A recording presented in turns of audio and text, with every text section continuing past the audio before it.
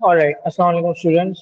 तो आज हम ये लोग जो है वो नेक्स्ट जो स्टार्ट कर रहे हैं दैट इज अक्टूबर नवंबर 2024 का पेपर 5 वेरिएंट 2। ठीक है, तो हम इसको जो है वो स्टार्ट से डिस्कस करना शुरू करते हैं।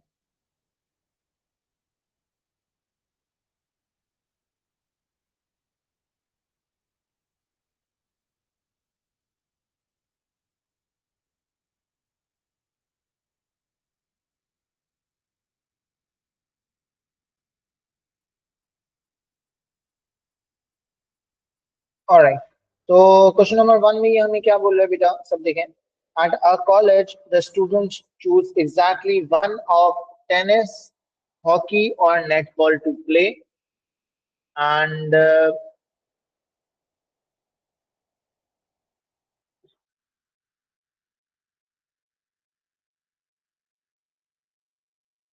ठीक है। और इसने मुझे ये टेबल बना के दिया है और टेबल में मुझे क्या बोल रहा है, टेबल के बाद वो मुझे बोल रहा है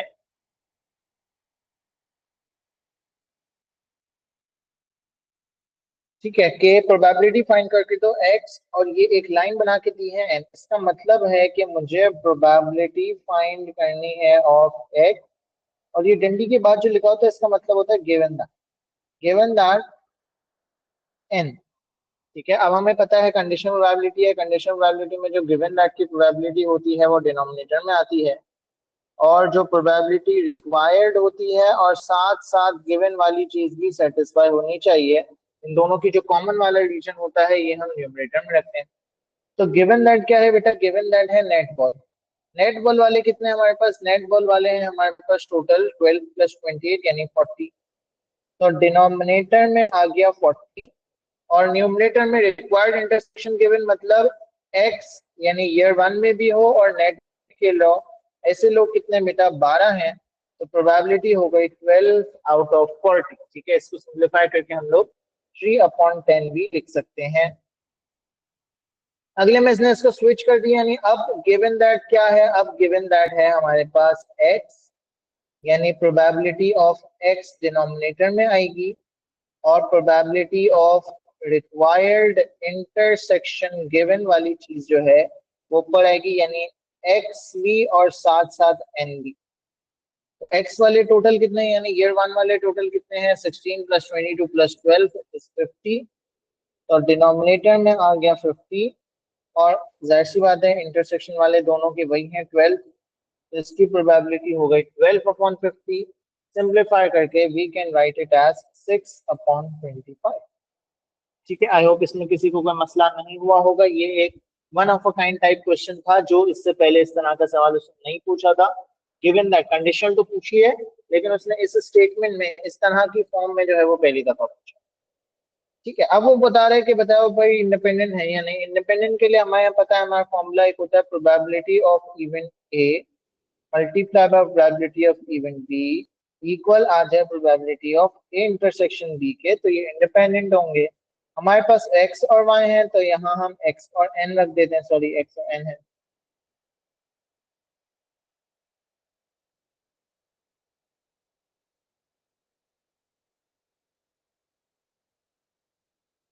तो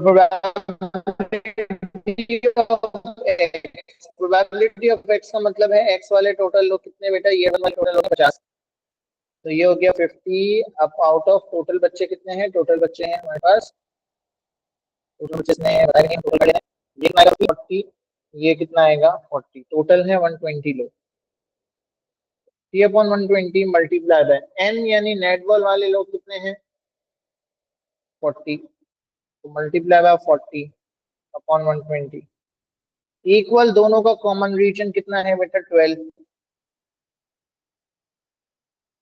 चेक करते हैं क्या ये इक्वेशन हमारी सेटिस्फाई होती है या नहीं।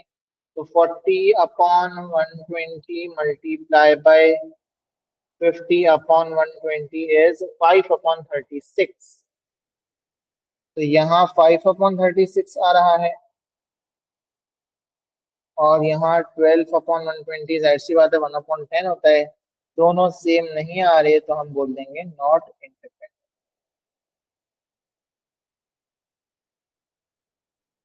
ठीक है, आगे बढ़ते हैं। One of the student who plays netball takes 8 shots at a goal. ठीक है, नेटबॉल वाले जितने भी बच्चे हैं वो 8 शॉट्स ले रहे हैं।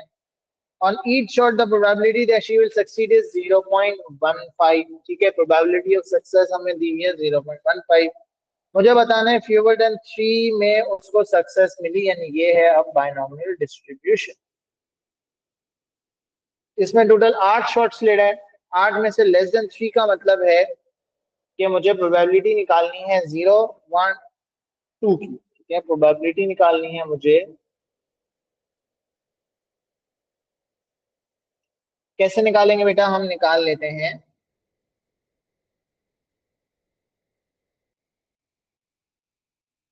0 की, 1 की और 2 की, multiply by success 0.15 power 0, 0.85 power 8, 0.15 power 1, 0.15 power 2, 0.85 power 7, 0.85 power. इन सबको हम कैलकुलेटर में डाल के ऐड कर देंगे तो हमारे पास फाइनल आंसर आ जाएगा 0.895। ठीक है, नेक्स्ट क्वेश्चन पे बढ़ते हैं। Find the number of different variant of the 9 letters of the word algebraic. ठीक है, टोटल कितने लेटर्स है, 9 लेटर्स हैं, तो बेटा इसका हो गया 9 फैक्टोरियल। और रिपीट हो रहा है, ए 2 दफा आ रहा है तो डिवाइड बाय 2 फैक्टोरियल। और क्या रिपीट हो रहा है, और कुछ भी रिपीट नहीं हो रहा, तो इसका आंसर आ जाएगा 9 फैक्टोरियल अपॉन 2 फैक्टोरियल। ठीक है,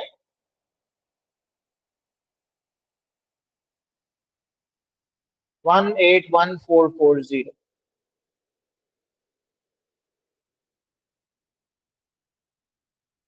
अगला सवाल, अगला पार्ट इसका, sorry. Find the number of different variants of the 9 letters of the word algebraic in which no more than 3 letters, no more than 2 letters between the two A's. No more than 2 letters between the two A's, यानी 2 A है, उसके बीच में 2 से ज्यादा letters नहीं होने चाहिए। मतलब उसके बीच में 2 लेटर्स हो सकते हैं, उनके बीच में 1 लेटर भी हो सकता है, और उनके बीच में एक भी लेटर ना हो, ये भी हो सकता है। ये 3 पॉसिबिलिटीज हमें निकालनी है। अच्छा, अगर एक 2 लेटर्स के बीच में, 2 ए के बीच में 2 लेटर्स होते हैं, बाकी कितने लेटर्स होते हैं, 1, 2, 3, 4, 5। अब इनकी अरेंजमेंट क्या आएगी बेटा, इनकी अरेंजमेंट ऐसा आएगी कि ये है, ये एक पूरा ब्लॉक कंसीडर हो जाएगा। कितनी चीजें हैं, 1, 2, 3, 4, 5, 6, ये 6 फैक्टोरियल हो गया इसका। 2 एज जो आपस में अरेंज होंगे वो 2 फैक्टोरियल। और बाकी 1, 2, 3, 4, 5, 6, 7, बाकी सॉरी ये दोनों जो लेटर्स हैं, ये दोनों जो लेटर्स हैं ये आपस में शिफ्ट होंगे, इनका 2 फैक्टोरियल आ गया। कितने नंबर्स बचे, कितनी चीजें हो गई। अच्छा, डिवाइड करना है आइडेंटिकल से, सिर्फ 2 आपके पास आइडेंटिकल्स हैं। ठीक है, सिर्फ 2 चीजें आपके पास आइडेंटिकल्स हैं, तो कितना आ जाएगा ये,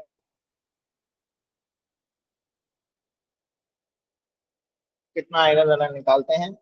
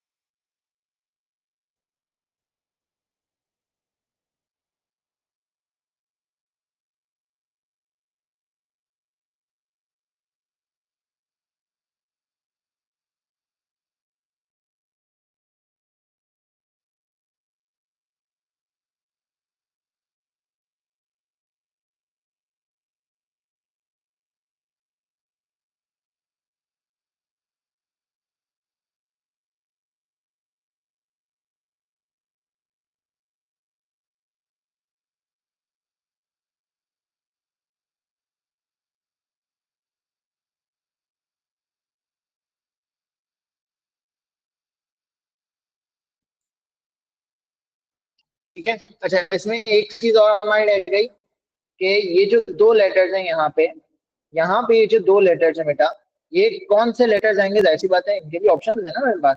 अगर मैं ए के अंदर 2 लेटर्स रख रहा हूँ, मेरे पास टोटल 7 लेटर्स का ऑप्शन है। अगर मैं ए वाले लेटर्स को हटा दूं, अगर मैं ए वाले लेटर्स को हटा दूं तो मेरे पास 7 लेटर्स का ऑप्शन है।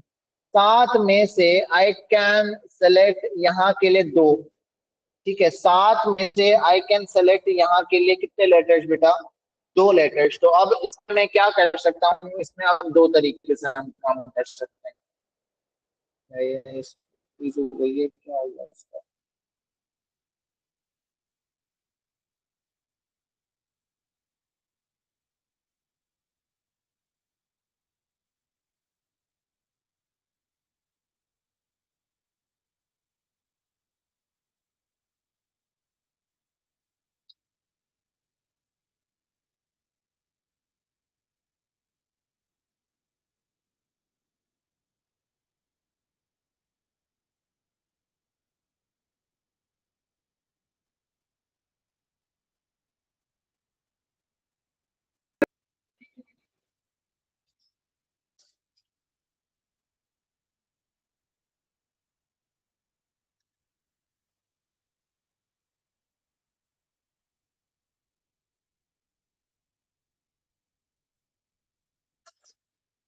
अच्छा, अब देखो बेटा, यहाँ पे है ना हमारे पास 2 लेटर्स है ना। अब मैं एक काम तो ये कर सकता हूँ कि एक तो मैंने कर दिया बेटा, ये 6 चीजें हैं तो इसका 6 फैक्टोरियल आ गया। 2 ए आपस में अरेंज होंगे, उसका 2 फैक्टोरियल आ गया। अब मैं 2 तरीके से यहाँ पे, अच्छा, दो दो ए का आइडेंटिकल से 2 फैक्टोरियल बैठ गया। अब देखो बेटा, यहाँ पे मेरे पास टोटल ऑप्शंस कितने हैं? 7 ऑप्शंस में से कोई 2 लेटर्स यहाँ रखने हैं। तो या तो मैं इसको मल्टीप्लाई कर दूं 72 से। इसका मतलब क्या होगा? इससे ये होगा कि 7 में से 2 लेटर्स मैं यहाँ पे ए के बीच में अरेंज कर दूंगा। या मैं इसकी जगह लिख सकता हूँ 7 में से 2 लेटर्स सेलेक्ट करो और फिर उनको अरेंज कर दो 2 फैक्टोरियल से। दोनों का आंसर सेम आएगा। तो इसका मतलब मेरी फर्स्ट रिक्वायरमेंट का आंसर आ गया। अगर मैं इसको कैलकुलेटर में डालता हूँ तो I'll get 6 factorial multiply by 7p2, क्या आ जाएगा? 30240। ये पहले वाले केस का आंसर आ गया। दूसरे वाले केस की बात करते हैं। अब यहाँ पे मेरे पास 2 एस के बीच में एक लेटर है, बाकी 6 लेटर्स बचे। अब अरेंजमेंट कितनी है? ये पूरा एक ब्लॉक काउंट हो गया। टोटल कितनी चीजें हैं? 1 2 3 4 5 6 7, ये हो गया 7 फैक्टोरियल इसका। इस वाले केस की बात कर रहे हैं, 7 फैक्टोरियल इसका हो गया। 2 ए आपस में अरेंज होंगे 2 फैक्टोरियल अपॉन 2 फैक्टोरियल। अब यहाँ जो बीच वाला है वो क्या है? वो 7 में से कोई एक लेटर आएगा तो 71, सॉरी 8 में से, हाँ 7 में से आएगा 71।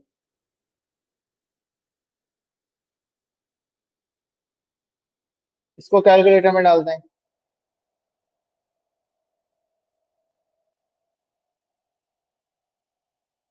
इसका आंसर आ गया 35280। लास्ट वाला केस है, 2 ए आ गए, बाकी कितने लेटर्स बचे? 7 लेटर्स बचे जो कहीं भी आ सकते हैं। अब टोटल कितनी चीजें हैं? ये एक ब्लॉक हो गया। टोटल चीजें हैं 1 2 3 4 5 6 7 8, टोटल 8 चीजें हैं जिसका 8 फैक्टोरियल। तो आपस में अरेंज हो जाएंगे 2 फैक्टोरियल और बाकी बीच में कोई भी लेटर नहीं आ रहा।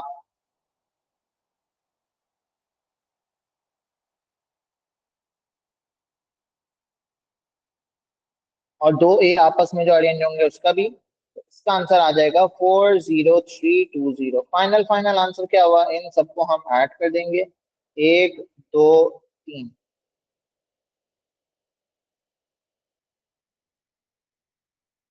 105840।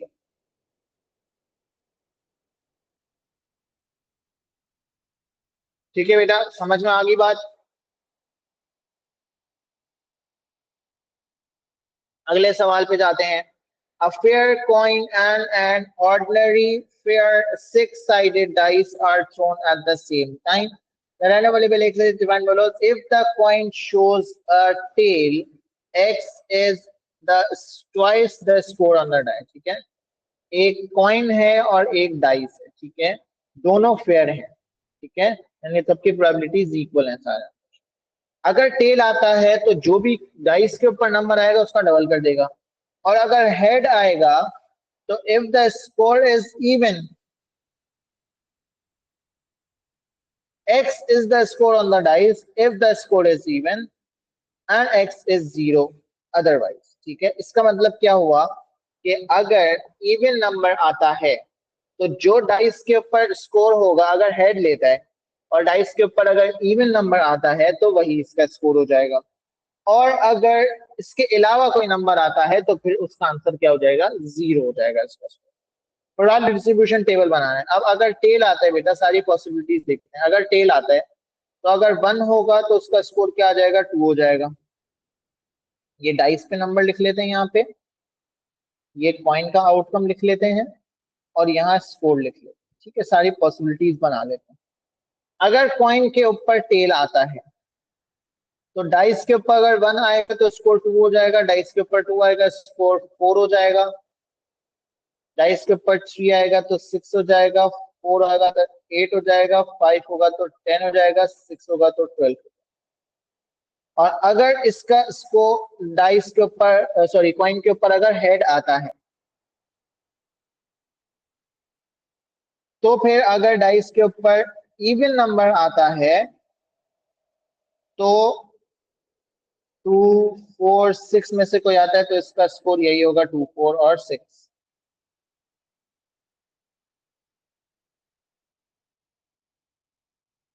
यानी अगर 2 आता है या 4 आता है या 6 आता है तो यही इसका स्कोर हो जाएगा।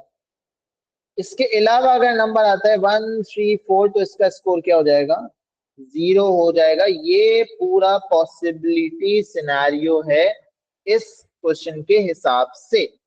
अब हमें अगर प्रोबेबिलिटी डिस्ट्रीब्यूशन टेबल बनाना है तो ये मेरे पॉसिबल स्कोर्स है बेटा, ये मेरे सारे के सारे पॉसिबल स्कोर्स है। मतलब 0 आ सकता है, 2 आ सकता है, 4 आ सकता है, 6 आ सकता है, 8 आ सकता है, 10 आ सकता है, 12 आ सकता है।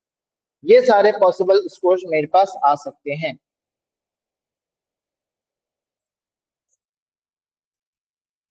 एक सेकंड जरा देंगे बस।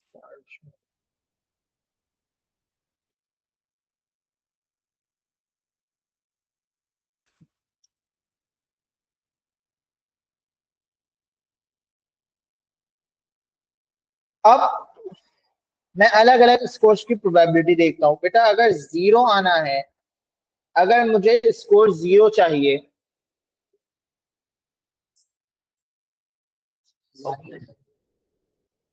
x इक्वल्स टू 0 अगर स्कोर होना है तो उसके लिए हमारे पास क्या क्या आउटकम्स है। टोटल आउटकम्स कितने बेटा, 1 2 3 4 5 6 7 8 9 10 11 12 आउटकम्स है टोटल।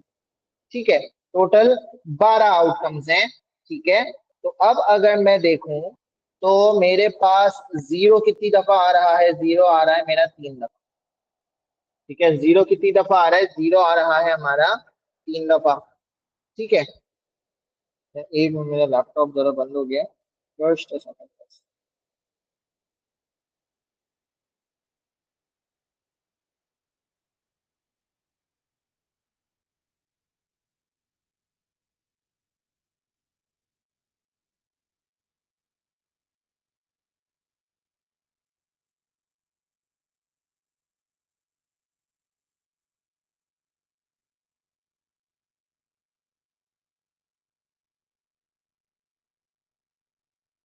तो 0 आने की प्रोबेबिलिटी बेटा आ गई हमारे पास 3/12।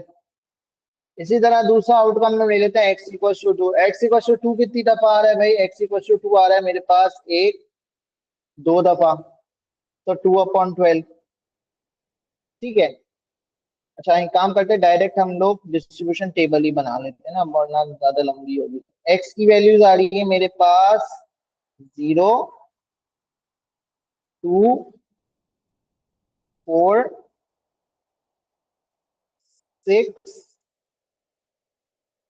8 10 और 12। एक्स कितनी 0 कितनी दफा आ रहा है, 3 दफा आ रहा है, 3/12। 2 कितनी दफा आ रहा है, 2 दफा आ रहा है, 2/12। 4 कितनी दफा आ रहा है बेटा, 2 दफा आ रहा है, 2/12। 6 कितनी दफा आ रहा है, 2 दफा आ रहा है, 2/12। 8 एक ही दफा आ रहा है, 1/12। 10 भी एक ही दफा आ रहा है 1/12, 12 भी एक ही दफा आ रहा है 1/12। ये मेरा प्रोबेबिलिटी डिस्ट्रीब्यूशन टेबल बन गया। ठीक है,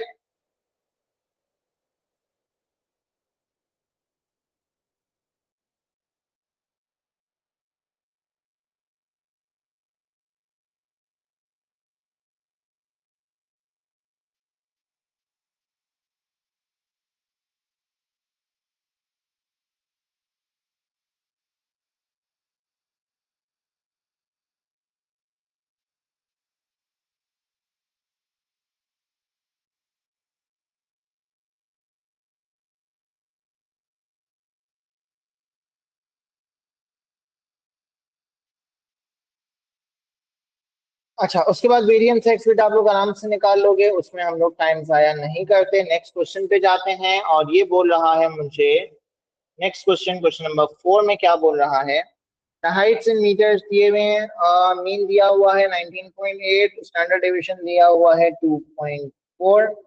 क्या करना है बेटा इसमें, क्या करना है इसमें, सबसे पहले आप जो है वो डायग्राम बनाओगे इसकी।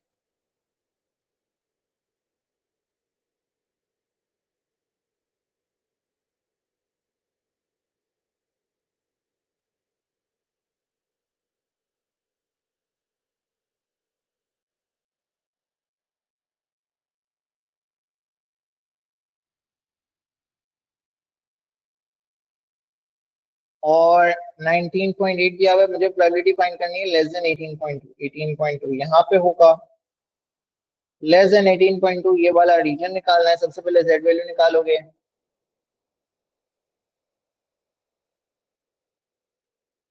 स्टैंडर्ड डेविएशन है हमारी 2.4, यहाँ से जेड वैल्यू हम कैलकुलेट कर लेते हैं और ये आ जाएगी हमारी जेड वैल्यू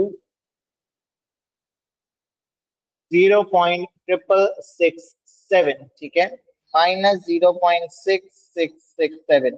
अच्छा हमें पता है कि भाई जेड वैल्यू नेगेटिव तो होती नहीं है, तो हम पॉजिटिव वाली को ही कंसीडर करेंगे और इस जेड वैल्यू को हम ले जाएंगे जेड टेबल के अंदर।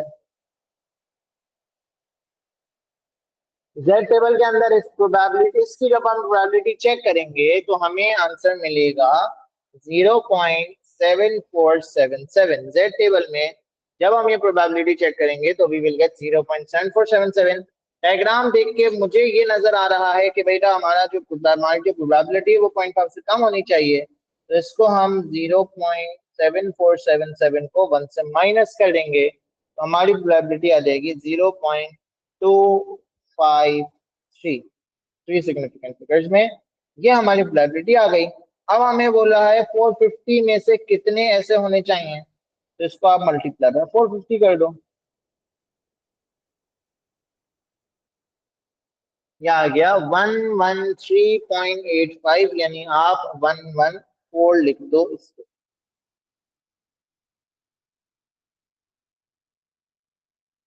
ठीक है, next question, the heights in meters of red pine trees are normally distributed, mean दिया हुआ sandation unknown है, 26% of the red pine trees have height greater than 25 point। ठीक है, डायग्राम बनाते हैं।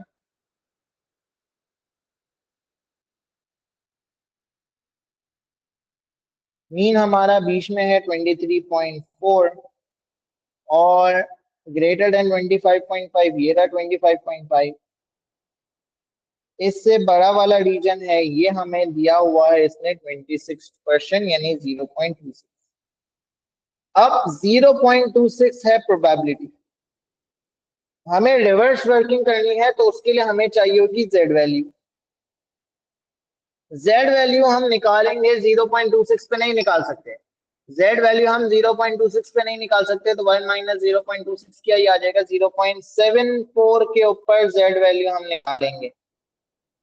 जेड वैल्यू हम निकालेंगे 0.74 के ऊपर बेटा, 0.74 के ऊपर हम जेड वैल्यू जब टेबल में लेके जाएंगे तो हमारे पास आंसर आएगा 0.643।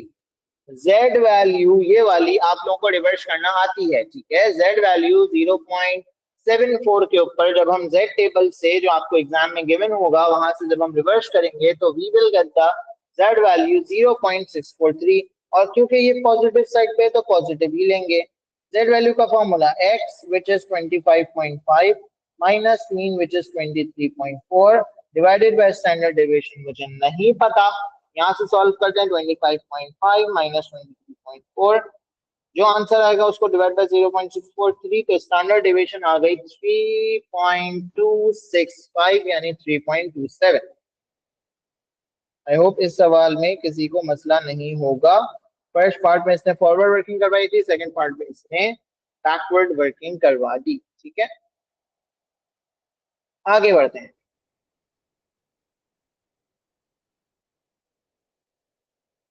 In a class of 21 students, there are 10 violinists, 6 guitarists, 5 pianists. A group of semi to be chosen from these 21 students. The group will consist of 4 violinists, 2 guitarists, and 1 pianist. अच्छा भाई, 4 violinist चाहिए 10 में से तो 10C4, 2 guitarist चाहिए 6 में से तो 6C2, एक पियानिस्ट चाहिए 5 में से मल्टीप्लाई बाय 5C1। कैलकुलेटर में डाल दोगे यू विल गेट 15,750। इससे ज्यादा आसान सवाल कॉम्बिनेशन का हो नहीं सकता था बेटा। ठीक है, On another occasion, a group of 5 will be chosen from 21 students. ठीक है, 5 चूज कर रहा है। ग्रुप में एट लीस्ट 2 वायलिनिस्ट, मतलब 2 वायलिनिस्ट भी हो सकते हैं। टोटल कितने वायलिनिस्ट हैं? 10 वायलिनिस्ट हैं, तो 2 वायलिनिस्ट भी हो सकते हैं, 3 भी हो सकते हैं, 4 भी हो सकते हैं, और जितने भी। एट लीस्ट एक गिटारिस्ट, एक गिटारिस्ट भी हो सकता है, 2 भी हो सकते हैं, 3 भी हो सकते हैं। एट मोस्ट 1 पियानिस्ट, मतलब मैक्सिमम एक पियानिस्ट होना चाहिए, एक से ज्यादा नहीं हो सकता, यानी एक पियानिस्ट भी हो सकता है और 0 पियानिस्ट भी हो सकते हैं, सिर्फ 2 ही पॉसिबिलिटी बनेंगी इसकी। ठीक है, अब टोटल 5 सेलेक्ट करना है। पहला तो बेसिक वाला केस ले लिया हमने कि सबको जो है वो जो मिनिमम वैल्यूज मुझे दी हुई है वो रख दें। अब 2 वायलिनिस्ट हैं, मैं एक काम ये कर सकता हूँ बेटा, मैं 3 वायलिनिस्ट कर सकता हूँ, 3 वायलिनिस्ट कर सकता हूँ ना, एक गिटारिस्ट रहने देता हूँ और एक पियानिस्ट रहने देता हूँ। ठीक है, क्या मैं 4 वायलिनिस्ट के साथ ये केस बना सकता हूँ? सर नहीं बना सकते, क्योंकि आपके पास 6 हो जाएंगे, हमें से 5 चाहिए। अच्छा, मैं एक गिटारिस्ट बढ़ा देता हूँ, मैं एक गिटारिस्ट ऐसे बढ़ा सकता हूँ कि मैं 2 वायलिनिस्ट रखता हूँ, 2 गिटारिस्ट रखता हूँ और एक पियानिस्ट रखता हूँ। अब भी 5 लोग पूरे हो रहे हैं। और क्या केस बन सकता है? और एक पियानिस्ट के साथ तो और कोई केस नहीं बनता, एक पियानिस्ट के साथ तो और कोई केस नहीं बन सकता। ठीक है,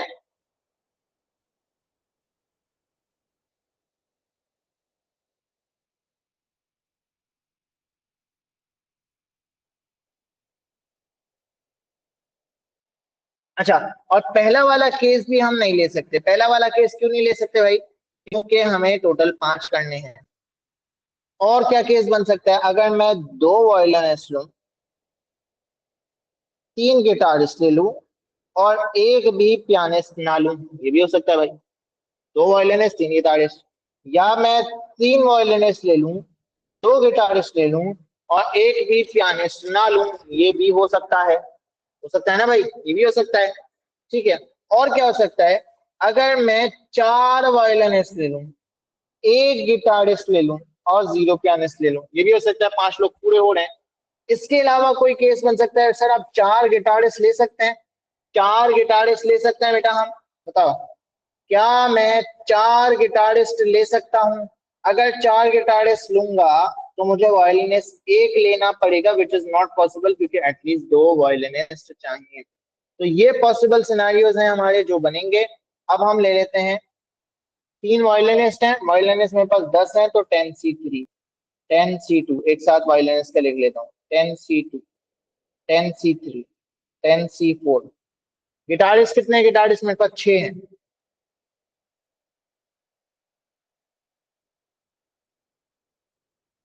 पियानिस्ट मेरे पास 5 है।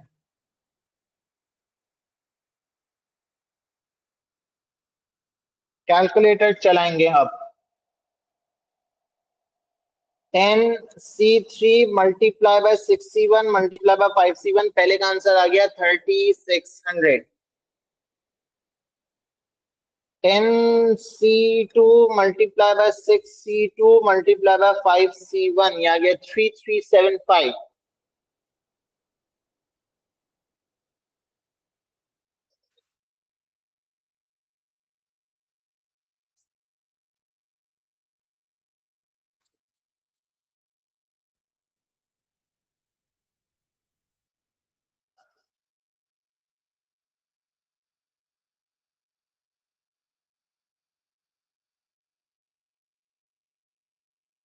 अच्छा, इसी तरह 10C2 6C3 और 5C0, यह आ गया 900। इसके बाद 10C3 और 6C2, यह आ गया 1800। और लास्ट 10C4 6C1, यह आ गया 1260। इन सबको ऐड कर देंगे तो we will get the final answer as 10935। ये आ जाएंगे आपके टोटल नंबर ऑफ वेज। ठीक है बेटा, ये अच्छा क्वेश्चन था।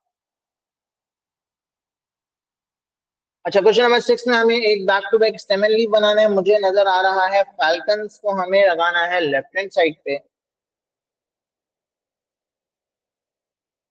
और काइट्स को इधर राइट पे लगा देते हैं। बीच में हम अपना जो है वो ये बना लेते हैं। अब मुझे नजर आ रहा है मेरी कुछ वैल्यूज जो है वो मिनिमम वैल्यू दोनों में कौन सी है। मिनिमम वैल्यू थर्टीज में है, ट्वेंटीज में कोई भी नहीं है। तो थर्टीज में कुछ वैल्यूज है मेरी, फोर्टीज में कुछ वैल्यूज हैं, फिफ्टीज में है, सिक्सटीज में है, सेवेंटीज में है कोई, सेवेंटीज, हाँ एक वैल्यू सेवेंटीज में भी है। तो काइट्स का चेक करते हैं। काइट्स 32 एक ही है, चलो ये अच्छी बात है, ऑर्डर में लिखा हुआ है। और 38 और 39 फैल्कन के पास है। फोर्टीज में मेरे पास काइट्स में दो जीरोस हैं, दो फोर्टीज हैं, एक 45 है, एक 47 है, एक 48 है। और उधर मेरे पास 42 है, 44 है, 46 है, 48 है। 5 के पास यहाँ पे काइट्स में 52 है, 54 है, 58 है, 59 है, 59। और इधर मेरे पास है 50 है, 51 है, 52 है, 56 है, 58 है, 59 है। सिक्सटीज में नीचे मेरे पास 60 है, 61 है, 63 है, 65 है। यहाँ 64 है और 69 है। और यहाँ पे 70 में कुछ भी नहीं है, यहाँ 70 के साथ 76। मीडियन एंड इंटरकोटाइल रेंज निकालना है बेटा। टोटल आपके पास कितनी वैल्यूज हैं? 15 वैल्यूज हैं। मीडियन निकालने के लिए फॉर्मूला यूज होता है 15 यानी n plus 1 upon 2। At value हमारा मीडियन होगा। किसका निकालना है? फैल्कन्स का निकालना है। तो काउंटिंग शुरू करते हैं। 1 2 3 4 5 6 7 8। एट्थ वैल्यू बन रही है मेरी 1 यानी 51 मेरा मीडियन हो गया। सही बेटा। अच्छा, इसी तरह मीडियन को छोड़ के अगर मैं पीछे वाली वैल्यूज देखूं तो 1 2 3 4 5 6 7 वैल्यूज है मीडियन से पीछे।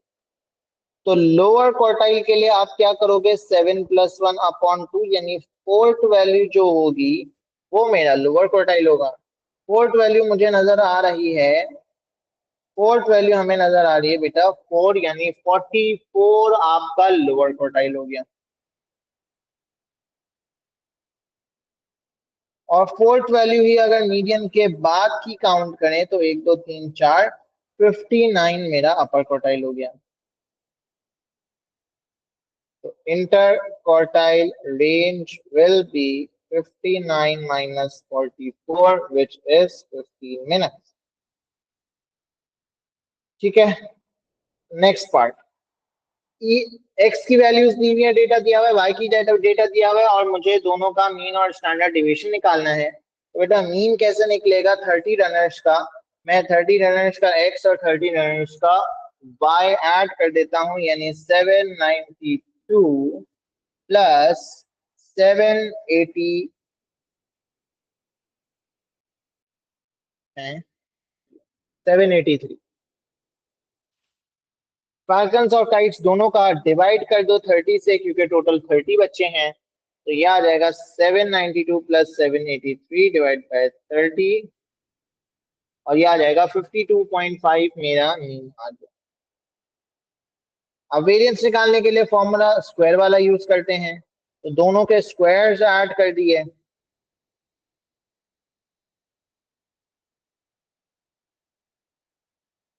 Divide by total number of values 30 है, माइनस जो मीन आया था 52.5 का स्क्वायर, और इसका स्क्वायर रूट कर देंगे तो स्टैंडर्ड डिवीजन आ जाएगा। कैलकुलेटर चलाएंगे अब।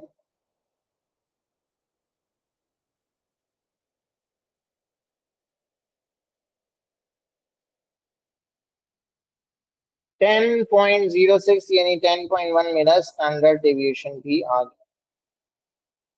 ठीक है बेटा, ये क्वेश्चन भी इतना ज्यादा मुश्किल नहीं था। लास्ट क्वेश्चन पे आ जाते हैं। In a game players attempt to score a goal by kicking a ball into a net. The probability that Lino scores a goal is 0.4 on any attempt.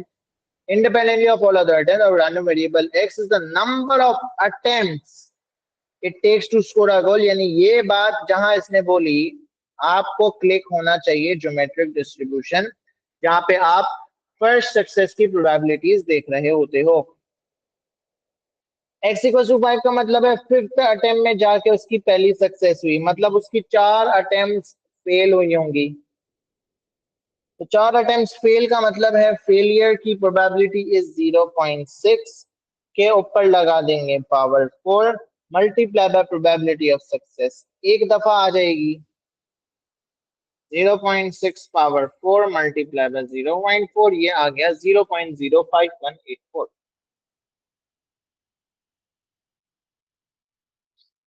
Probability निकालनी है 3 से 7 तक की। इसका मतलब मुझे बताना है कि भाई थर्ड में भी सक्सेस हो सकती है, फोर्थ में भी सक्सेस हो सकती है, फिफ्थ में भी हो सकती है, सेवेंथ में भी हो सकती है।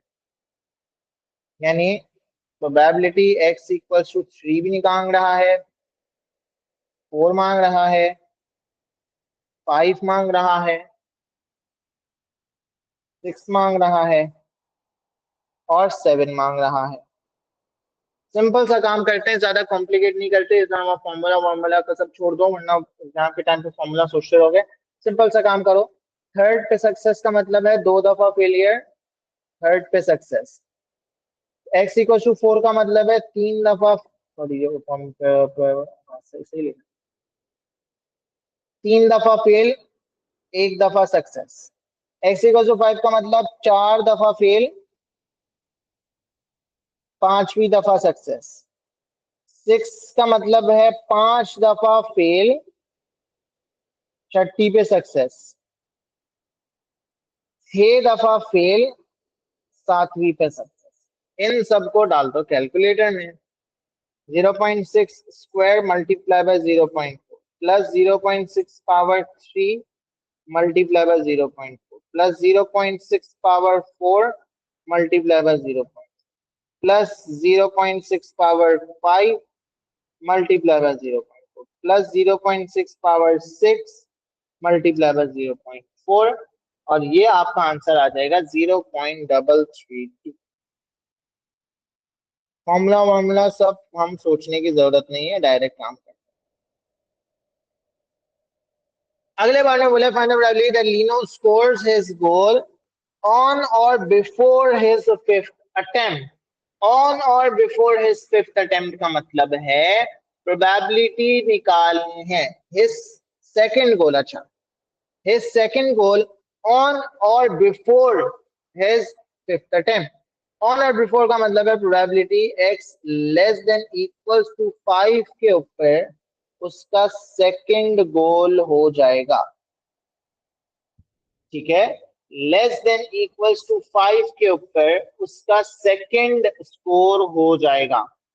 अब इसकी सारी केसेस हम क्या करें कि अगर अगर देखो जाहिर सी बात है सेकंड गोल है, पहली अटेम्प्ट में तो हो नहीं सकता, ये पॉसिबिलिटी है कि सेकंड गोल जो है वो सेकंड अटेम्प्ट में हो। अगर सेकंड अटेम्प्ट में सेकंड गोल होगा, सेकंड गोल की बात करें, सेकंड गोल अगर सेकंड अटेम्प्ट में होगा इसका मतलब पहली दफा भी गोल हुआ, दूसरी दफा भी गोल हुआ। अच्छा, गोल होने के वैलिड पॉइंट, पहली दफा भी गोल हो गया, दूसरी दफा भी गोल हो गया। सेकंड गोल अगर थर्ड अटेम्प्ट पे चाहिए, सेकंड गोल अगर थर्ड अटेम्प्ट पे चाहिए, इसका मतलब शुरू की जो दो अटेम्प्ट हैं उसमें कितने गोल हुए होंगे? एक गोल हुआ होगा बेटा थर्ड अटेम्प्ट में। सेकंड गोल का मतलब है 1 गोल इन फर्स्ट 2 अटेम्प्ट।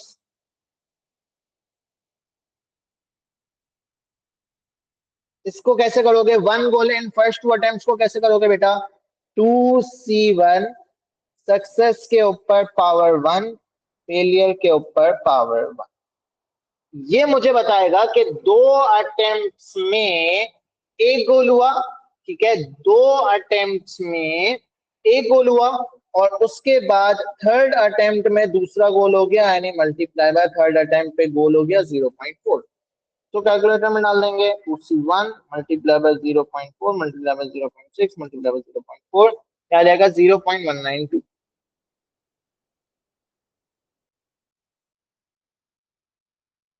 और ऊपर वाले का अर्थ है 0.16। अच्छा, सेकंड गोल अगर फोर्थ अटेम्प्ट पे हो रहा है, सेकंड गोल अगर फोर्थ अटेम्प्ट पे हो रहा है, इसका मतलब क्या है? एक गोल जो हुआ होगा पहला वाला, वो शुरू की 3 अटेम्प्ट्स में हुआ होगा, है ना? अगर जो पहला, अगर चौथी अटेम्प्ट में आपका दूसरा गोल हो रहा है, इसका मतलब शुरू के अटेम्प्ट में 3 अटेम्प्ट्स में एक गोल हुआ होगा। तो उसका मतलब क्या हो जाएगा? 3C1 0.4 पावर 1 0.6 पावर 2, और फिर हमने मल्टीप्लाई कर दिया फोर्थ अटेम्प्ट में दूसरा गोल। तो भी कैलकुलेटर में डाल दो 3C1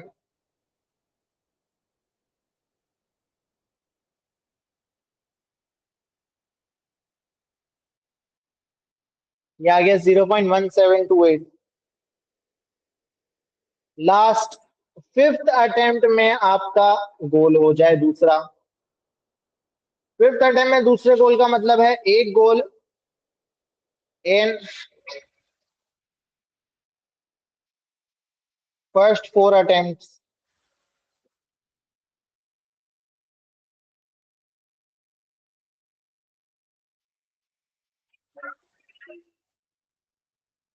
और फिफ्थ अटेम्प्ट के ऊपर 0.4। कैलकुलेटर में डालो।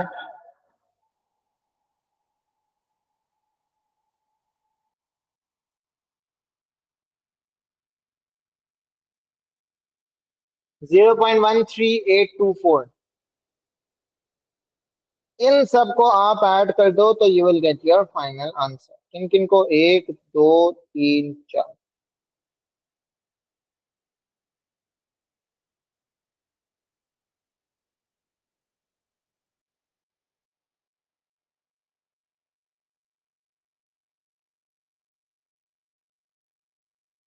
0.66304, थ्री सिग्निफिकेंट फिगर में 0.663 will be your final answer.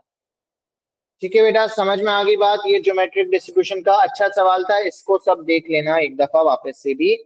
Last बोला Lino has 75 attempts use suitable approximation to find the probability that Lino scores more than 28 goals but fewer than 35 goals। तो probability निकालनी है more than 28 goals fewer than 35 goals। अब ये binomial to normal का सवाल है, क्योंकि आपके पास वैल्यूज बढ़ गई हैं, ज्यादा हो गई हैं, अप्रोक्सीमेशन की बात कर रहे हैं। आप टोटल आपके पास सबसे पहले बाइनोमियल टू नॉर्मल में आप करते हो कंटिन्यूटी करेक्शन। तो ग्रेटर देन के ऊपर +0.5, लेस के ऊपर -0.5, ग्रेटर देन इक्वल्स टू पर -0.5, लेस देन इक्वल्स टू +0.5। ये याद होना चाहिए, सिर्फ एक याद रख लो, बाकी सब इसका उल्टा है, उल्टा उल्टा उल्टा। तो ग्रेटर देन है तो 12 +0.5 कर दिया, लेस देन है तो -0.5। ठीक है। अच्छा, एनपी और एनपीक्यू निकाल लेते हैं, मीन और variance. Mean will be equal to N और पी है 0.4। 30 आ गया,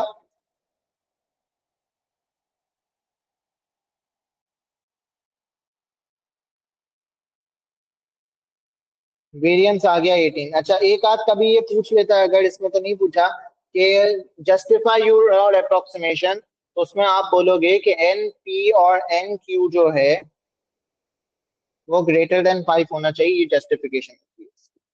ठीक है, अब हम इसकी बनाएंगे डायग्राम।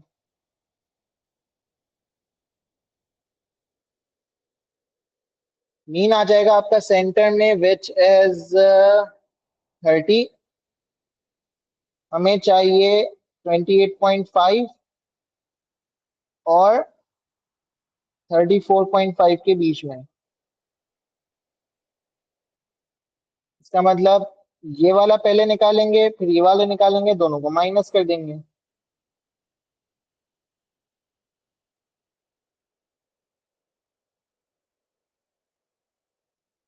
जेड वैल्यू निकालते हैं, standard deviation square root of 18। एक ये जेड वैल्यू आ जाएगी, एक आ जाएगी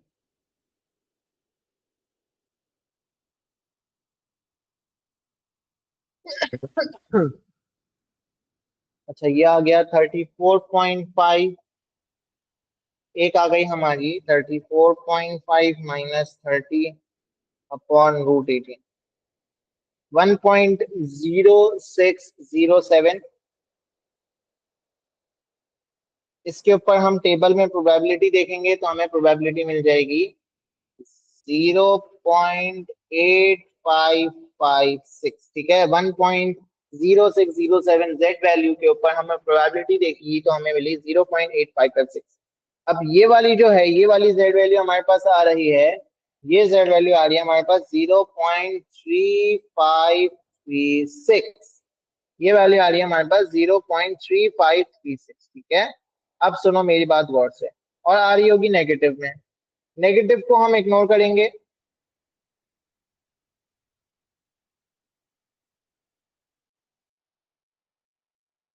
नेगेटिव को हम इग्नोर करेंगे, पॉजिटिव देखेंगे। पॉजिटिव इस वैल्यू के ऊपर जब हम प्रोबेबिलिटी देख रहे हैं तो हमें प्रोबेबिलिटी मिल रही है 0.6383।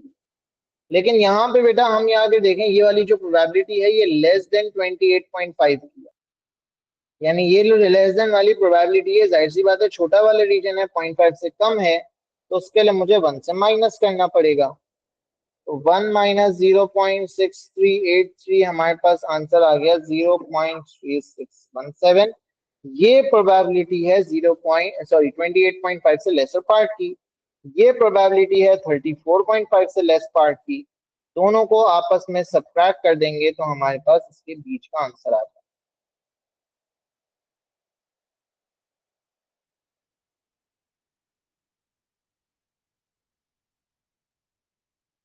0.49।